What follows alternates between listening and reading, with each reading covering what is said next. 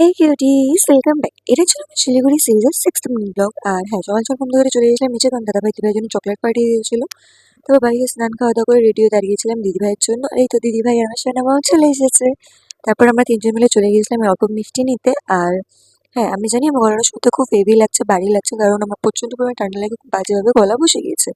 আর এই তো মিষ্টি নিয়েও আমরা চলে এসেছিলাম বাড়ি। আর পুচকি থাকবে না, তখন ও মাম্মার কাছেই যাবে, সেই জন্য কান্নাকাটি করছিল। তারপর বাড়ি এসে আমরা একটু খাওয়া-দাওয়া করে বেরিয়ে গেছিলাম মার্কেটের জন্য, যেটার ব্লগ আমি আলাদা করে পোস্ট করব। আর তারপর ওখান থেকে চলে এসে আমরা একটু গল্প করে নিয়ে পিসি, পিসামশাই আর দাদাকে টাটা বলে বেরিয়ে গেছিলাম, কারণ প্রচণ্ড বৃষ্টি হচ্ছিলো। তার আগে আর বৃষ্টি কমার সাথে সাথে আমরা বেরিয়ে পড়েছিলাম, যাতে আবার বৃষ্টি নামলে আমরা আটকে না পড়ি।